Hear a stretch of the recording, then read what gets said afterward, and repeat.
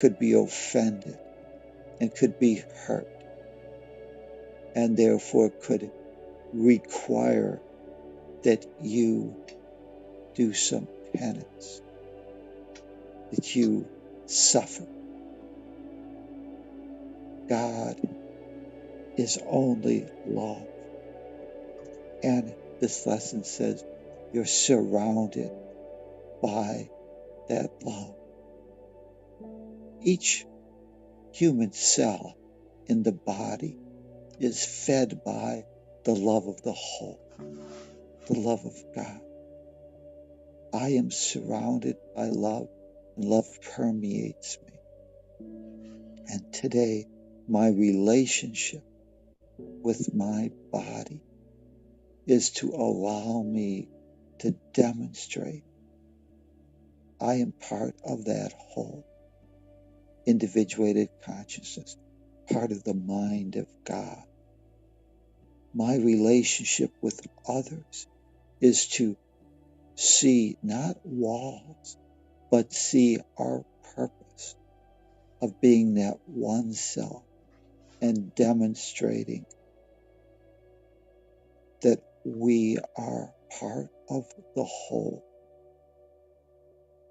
Part 2 of these lessons are all going to be leading us to the idea, the concept that we are part of one whole, one self, differentiated perhaps in time and space, but merely for the purpose of reawakening to the truth that each individuated aspect is love, and that love is all that is. What is your relationship to the other? Are the others a source that you believe need to perform in a certain way so that you can get your needs met? Or are the others part of the relationship for you to fulfill your purpose of demonstrating, of being love informed, and you fulfilling your function? Each teachers, each students, all performing our individual roles for the benefit of the whole. What is your relationship with time? Is time designed to actually demonstrate being loved? Is time is love the creative process in which time is utilized to reawaken sleeping minds to their true spiritual magnificence as Christ? Or is time something that we use to attack, to keep our egoic belief in separation alive and well? Is time something that we use to transform love into a world of seeming hate and fear? Is time your relationship? Time is a measure of change. What are you changing into? Are you using time to reawaken sleeping minds, yours included, to its truth of its spiritual magnificence? Or are you using time to provide and support your belief in lack, limitation, and separation? The purpose of time is for you to reawaken to the truth of what you really are. to reclaim your spiritual DNA. You, as decision maker, get to decide what your relationships with all perceived things are. God is only love. When you recognize love does not condemn, love allows, trusts, love extends itself to all things. You, as decision maker, can build a fence and use the body to proclaim, I am separate. I am a little egoic self with needs, perhaps a sinner, something that's separate and need to earn my way back, where I can accept this bigger picture, this truth, and move away from the idea that I am the body and the body is me. You are a spiritual essence. Accept the truth that you are surrounded by God's love. And whatever you perceive your essence to be, breathe in the love of God and see your light, your essence shine. And let us move beyond the walls of the body and join with that higher self, that light. And as we take in that life force, that energy, see our light brightening, shine, extending out beyond. Walls have no ability to bind or limit. Join with that one light, the love of God, for that is what you are. My purpose is to use that body, that supposed individuated consciousness, to play the role that's assigned to me, to serve the whole, to use it to reawaken sleeping mind to the spiritual magnificence that they are only love. Each cell, each individuated aspect has the ability to access the totality of that one mind, no separation. Today, I am surrounded by the love of God. It surrounds me, permeates all things, extends in and through all things and out of all things. Today, I make the decision that there is only love. That is the truth. And it's my misperception, my belief that my walls could build a block between the flow and the acceptance of God's love. That is the barrier that I release today. There is no walls. Walls are merely permeable things that allow the flow of love to pass through to all of that one self.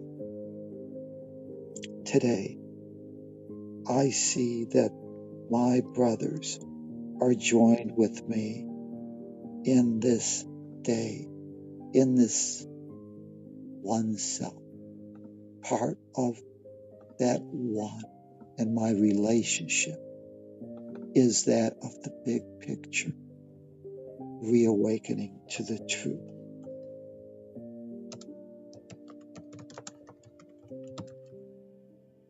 There is no separation,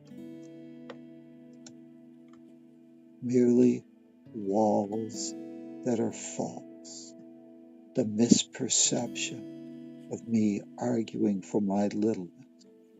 Today, I accept the relationship with the whole, that there is only love, and I am part of that one self, perfect, whole, and complete. Today, I forgive myself for all the beliefs, the misperceptions, that I had built walls that could prevent the flow of love from my awareness. Today, I'm open to break down those barriers, those false walls. Now I join in that one self, and the purpose of each cell is now to reclaim its divine inheritance and work in unison in demonstrating what love would have me do. Today, I accept my function of forgiveness, and I use this body to be an instrument to demonstrate that forgiveness, thus fulfilling my purpose of love, being love in form, and thus reawakening to my destiny that is the peace of God. Today I am surrounded by the love of God, and I am that love. There are no walls, and therefore there is nobody to fix, nobody to change, nobody to control, nobody to protect, no one to impress. There is nobody. There is just that one self. God is, and we are that one. Today, go in peace and extend that truth and use time to reawaken sleeping minds to their true spiritual magnificence of that whole, that one self. Create a great day for yourself and your world. Thank you. Namaste.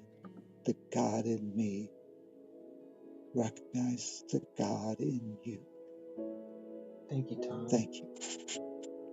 Thank you, Tom. That was magnificent. What a great activity this morning. I really appreciate taking the time to delve into this. This is the meat of the course. This is the key pieces we're here to kind of open up and be able to use. This is practical stuff about relationships and how we move from making mistakes and having miscommunications into forgiveness and figuring out how to carry forth when somebody gets hurt. So I'd love to know how this is going for you guys. I see lots of new wonderful people. Shirley, I want to just say hi to you and good morning. There's a mute button if you want to join in the conversation. Shirley gave the talk at my Unity Church this past weekend, so it's wonderful that you came. Thank you so much for joining us. And everybody else who are regulars, I hope you welcome her. But it's great to see everybody. Dad's back in the United States, so it's wonderful to have Dad back home. And I'm sure Adriana is curled up with Vera and may not be able to talk, but I'd love to hear from everybody. How's everybody doing? Yeah, I just wanted to say, like, relationships could be, if you see those relationships to teach and to hone your skills, that's a totally different purpose that they can be. If relationships, you see them as perhaps ways to test and demonstrate what you truly value, they become, again, something that's that teaching lesson. They provide, relationships provide important feedback so that you can see how you're doing and how you maybe need to tweak the situation. So relationships are what this world is designed for. We've come here for the relationships. And so rather than, it becomes, again, important how you relate to those relationships. Thank Absolutely. you. I mean, nothing teaches me more about myself than my mirror. It's it's feedback mechanism. You nailed it though. I mean, that's what we're here for. It's the reason we come to test out these love principles. How can I love in this situation? Can I figure out how to love and make my way through that way? Great job, Tom. Thank you. Anybody else want to share? Yeah, good morning. I'd love to share. Good morning. How you Hi, doing, Janine? I'm doing greatly. Wow, Tom. And welcome, Shirley. Uh, you really brought this home because, I did the exercise and I was clearly in one place when I was just being real about where I was. Um, and probably still am. I'm still learning. Um, but by the end of this, you really hit this out of the park and brought it home for me. I guess I'm still holding on to some beliefs, and that's okay.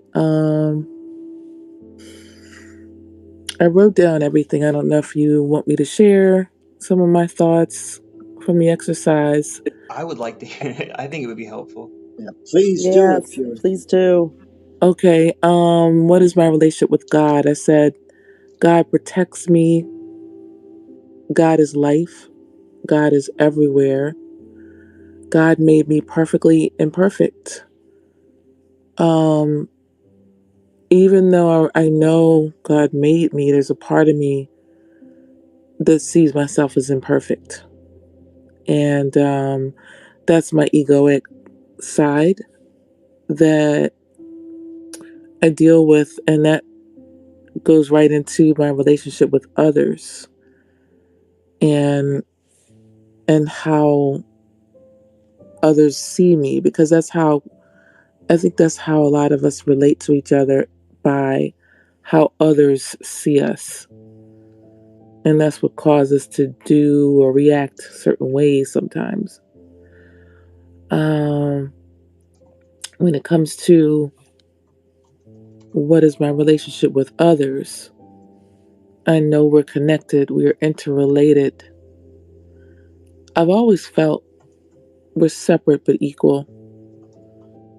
Uh, when it comes to my sex, my gender rather, my race, physical attributes that seem to make me separate, but it has appeared to push me away from others. And that's just how it seems. And that I know that's the egoic mind, and it's not reality. What is my relationship with time? In this body, time is limited.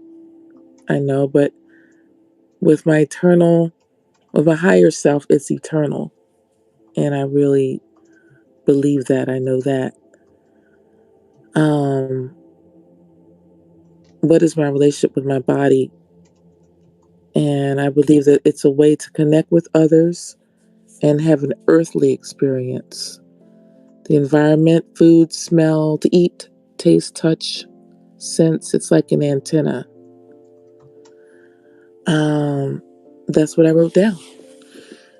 And definitely listening to the way you summed it up, Tom, was really transformative in that the piece, especially about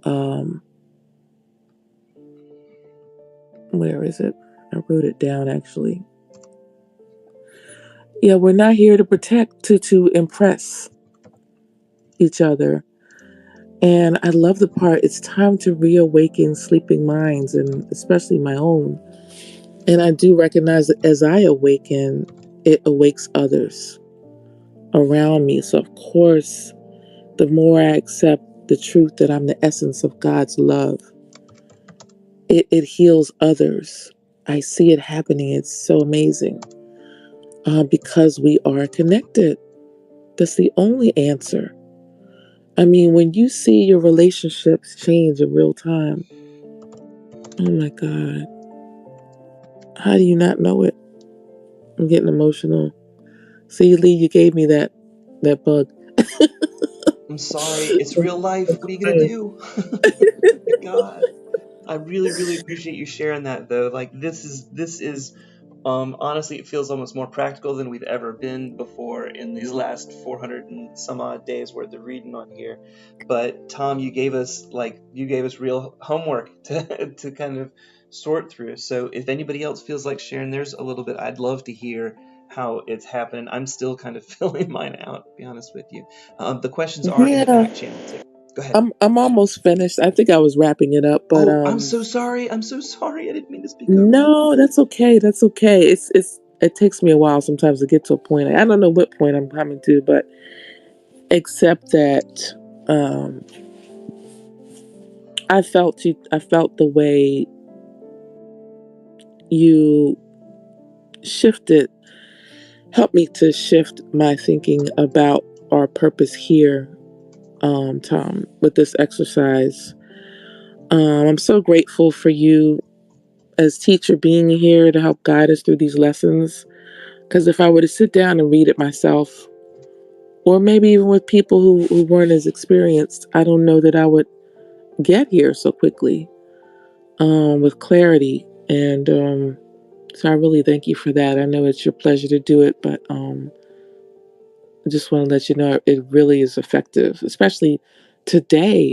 And it's amazing how it takes 264 lessons. And wow.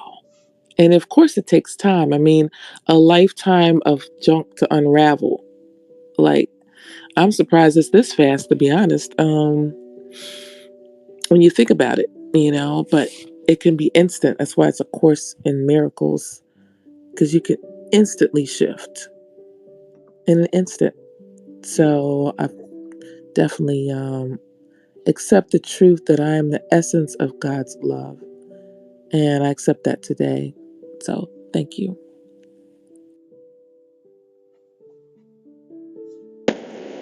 Hello, thank you, Danny. That it's beautiful to hear your your yeah your sharings and all of that.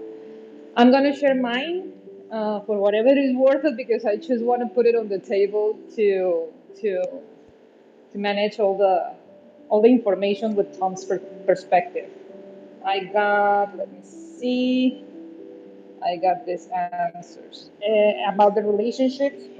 I know this. I mean, I have this kind of concepts in me. Some of them were before the course, and of course, now that I have been changing so many things in my life, I have this certainties now from my experience. Relationships are mirrors, relationships are expressions of love, and relationships are there to explore the world, to explore all the physicality in this world. And you mentioned, well, what is your relationship? But what is the yeah the thing with others? I don't remember exactly the question, but it was like, well, what is your relationship with others? And the thing that popped in my mind because I am moving around with my daughter, but I just take notes on whatever it comes in my mind. And with others, I have in my in my moment in life is like I have to leave them. I have left my family. I have left my daughter. I have left my ex-husband. I have left everything. I've been leaving everything, but not in a bad way. I mean, it's just a fact. Like right now, my relationship is with others is that I leave them. And about time is for me, time is creation. Time is just creation. Uh, that is what it popped up. Like, yeah, time is it's the opportunity of creation, and my body it's to be used, but in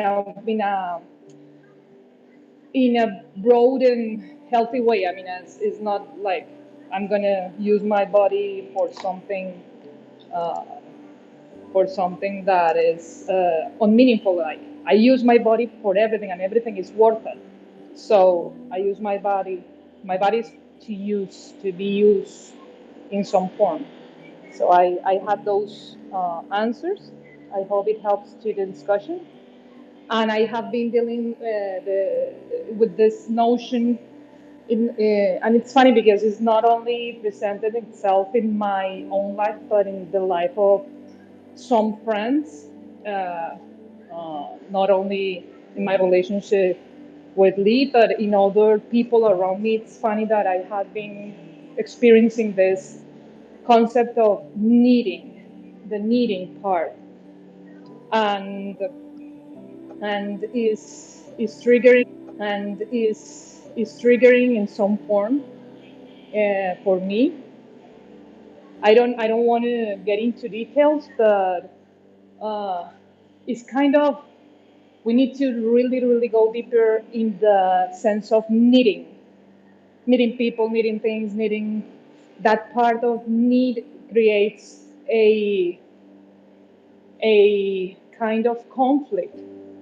Well, for at least for me, and I don't appreciate when I feel the sense of being needing or that I need somebody. The only person in this world that really I consider that needs me because she's really young in this world is my daughter, and and that doesn't mean that I have to control her life in order to have a good experience, but she actually needs me in order to have a wider perspective in this world.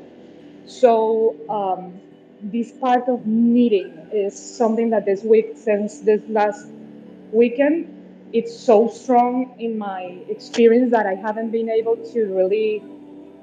I mean, I know that that all the points will connect in some moment, and it will be like a release in my experience. But right now, it's really it's really presenting a very deep reflection. So I wanted to share that for whatever is worth it in this discussion. But yeah, the relationship with my body is getting every single day more constant. That is not there uh, to be joined, because in the level of the form, the body will never actually be like at one with the other person. You are apart physically.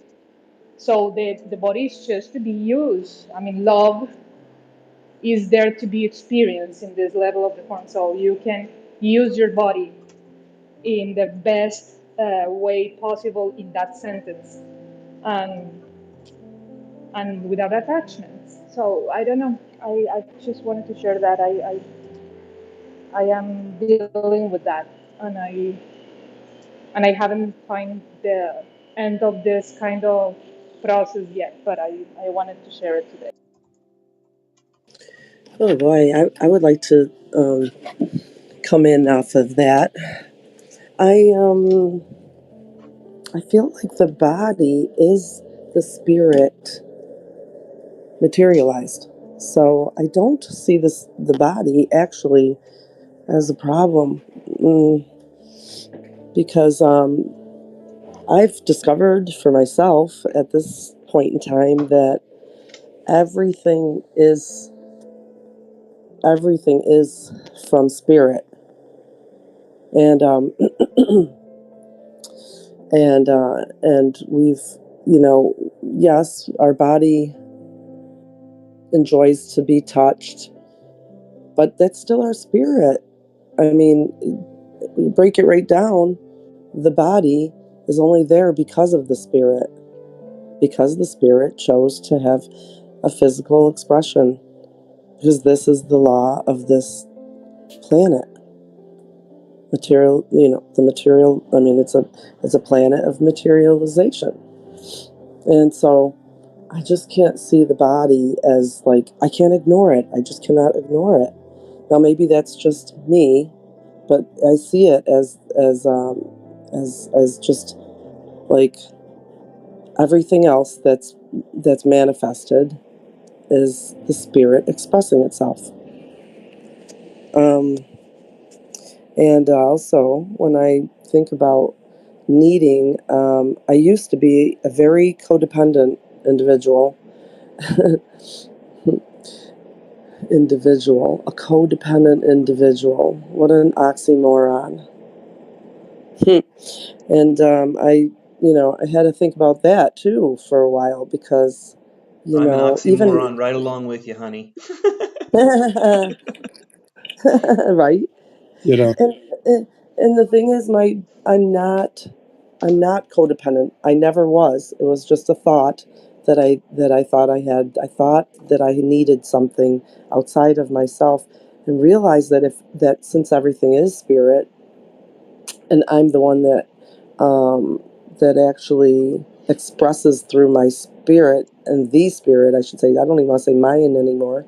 Through the spirit, that you know I mean, everything's spirit, so it's just spirit expressing, and I don't see a problem with it because I've seen it as like where everything is that I could possibly need is going to come from the spirit anyway. So to me, it just really wraps it all back up to like it's all great, it's all great, it's all perfect. It's the idea of knowing that it's spirit alone takes me out of attachment because I know that it can be expressed from spirit. Any objectified spirit, and it could be destroyed back to spirit. Destroyed from the material, from the expression back to spirit. And when I think of my mother, I don't miss my mother anymore because I see her spirit always. I know her spirit. I feel her spirit, and I'll always remember her spirit is what I had a relationship with. So it wasn't her body, but her spirit expressed her body, and and I wanted to express my body through her spirit. So, through her body, which was also still her spirit. She had an idea. Well, thank you. I hope that wasn't so twisted that that no one could understand me. But if so, that's okay. Thanks a I lot for feel like letting me. if I got it, everybody else could possibly get it because it made sense to me. I appreciate it, Andy. Thank you so much. Who's up next? I wanted to add to that because I love that, Andy, the way you expressed that. And I guess the issue is when we identify with the body as with the egoic mind is when it becomes an issue. But I love your thinking of it as just an extension of spirit, period. And that alone, you said something about it satisfies you, or that's the answer for you, and it calms your mind, or something like that. You said, I thought, as opposed to some Yeah, of I us don't using it, yeah, artificial. seeing it as like a tool or like to impress others and that kind of stuff, then it becomes an issue. But yeah, thanks for that. I really enjoyed your share. Hey, I'd like to share. Thanks for the exercise, Tom. Actually, this is the first time I've been here for one of those. I mean, I think I've been here, but I haven't really in the past been listening. And I really appreciated it. And it was a great exercise. And one of the one of the things that I've been noticing, it came for me yesterday actually, but in my relationships lately is this. I understand the concept. And I understand that we're all one God. But sometimes when things trigger me, I'm triggered. And it's hard to in the moment, maintain the perspective that I think what I'm realizing today is that there's a couple of things.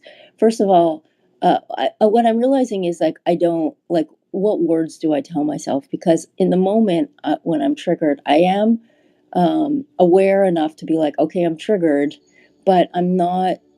talking myself down in the way I'd like to. You know what I mean? I had sugar on Sunday, and I knew it was happening, and I was like, okay, I'm just going to clean the house just to sort of get the energy out and ground and whatever it is, just do some fierce sort of cleaning. And it really helped, but it wasn't the same as just seeing the love and the oneness in the moment, you know? But yesterday I had a trigger with my roommate who got a new piano in his room, which he plays very loudly and sings very loudly, and his room is right below mine, so I hear it.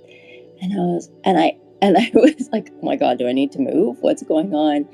And but then I had I think what I would say is the right or a good or a useful thought came for me, which is how is this benefiting me?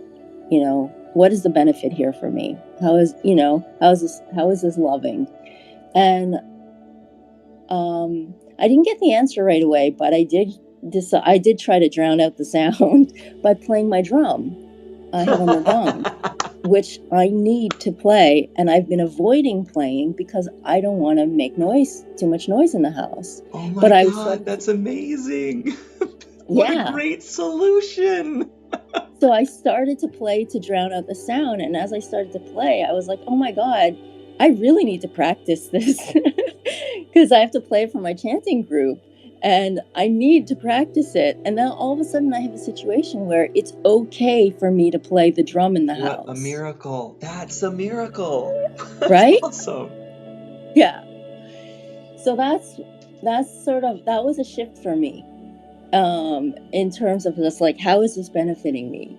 And with regards to the exercise, Tom, you've probably heard me say more than once that occasionally I disagree with you in terms of the interpretation of the course material. And yeah, I'm learning to not really get kind of sucked into, because like that's been a real gift for me and a real lesson, because it's just like, well, because I tend to find little things to make obstacles, rather than seeing the unity and the love, right? Like, yeah, there are certain perspectives that you have that I don't share in that way, but it doesn't matter. Do you know what I mean? I think I carry that attitude of picking things apart and being very critical in my relationships, I think. So I'm working on that, and that's what I got for today. Thank you. I think that was super helpful. Thank you, Tamara. I agree, and it's really, I don't think you push back so hard. You do great in terms of providing some real, how do I make sense of this stuff? Because it takes so many different perspectives just to start to get a good sense of how this could be true for not only me, but for every other 8 billion individuals.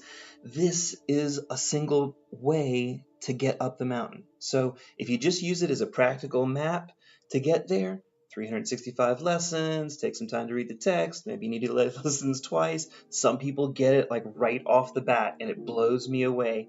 And honestly, Adriana is one of those kind of people that just really gets it,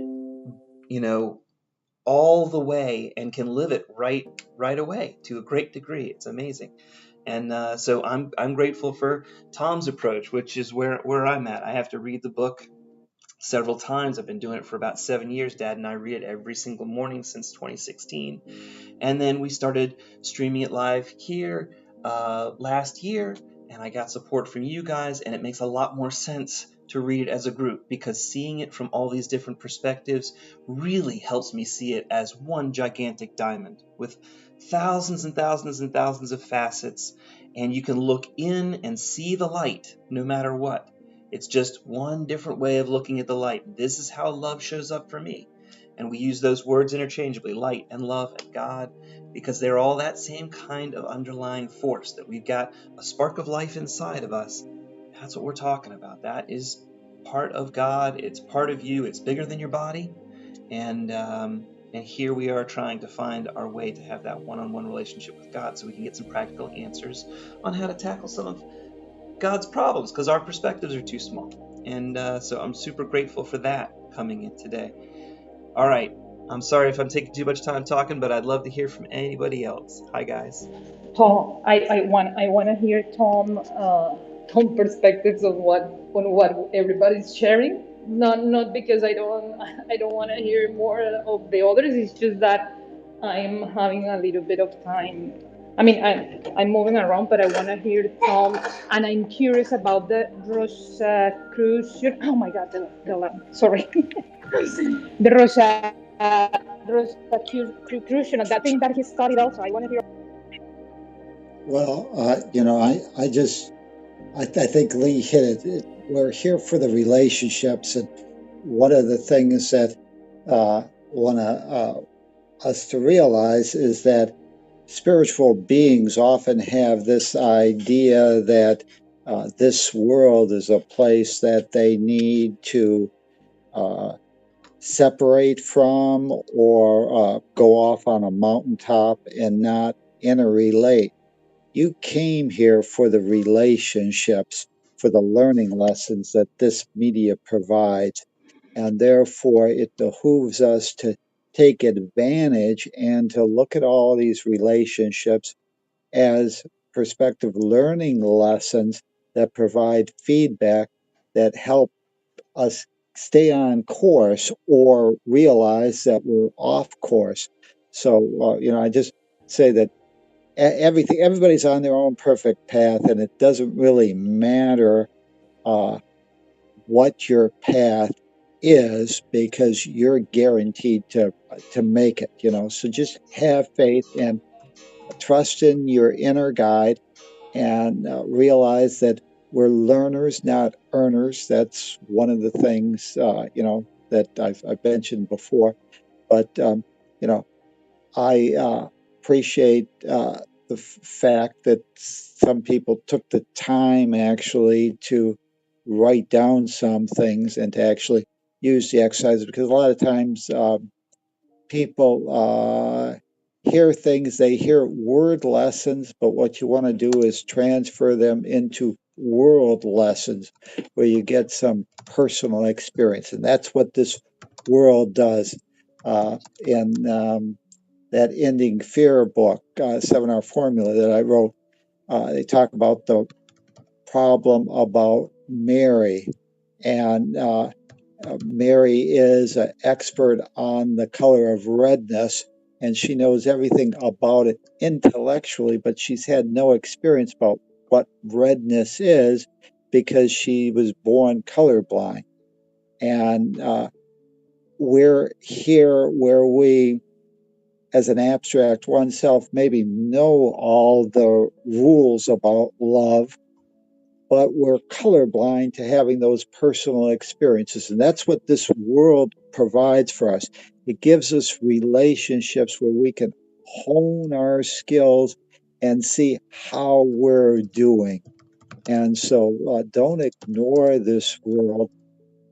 Embrace it, and it can become a fun, exciting place, especially when you remember to laugh and realize that you've got all the time you need to get it right, and that you're guaranteed the end result. Whenever we get to the final act, we're all going to be home.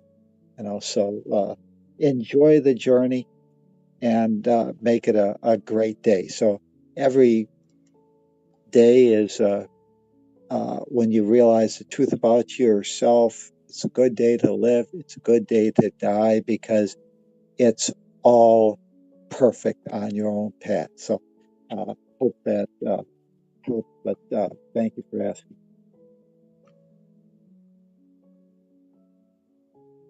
I'm moving. I gotta be leaving soon. Thank you, Tom. Thank you, Tom. That's great. I appreciate it. Anybody else want to share their reactions or any of the feedback that you have from the lesson? The floor is open. I have a couple of cards that I pulled that are oracles, and they say some really neat stuff that I thought I'd share. Let's see here. I just need to put my flashlight on. Okay, this one, self-acceptance. Nothing is more exhausting than endlessly working on yourself. When you offer your whole being fully to love, self-acceptance arises spontaneously. May I rest in our oneness, dear divine. And then there was another one called True Love. Your wholeness and safety lie within, not from a partner, but this sovereignty actually leads to the deepest intimacy for you to stop using others. Let me stand on my own feet, dear Lord, and know true love. That's it.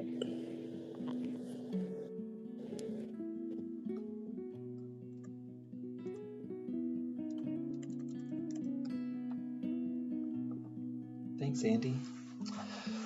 Well, may we Beautiful. meditate? Go ahead. Sorry. I am curious about that Rosicrucian thing that Tom studied. What is that? I just wanted to ask that because it caught my attention this time very deeply. I would like to know that history too, Tom. I could barely pronounce it. So it would be great to hear you kind of explain it briefly if you could.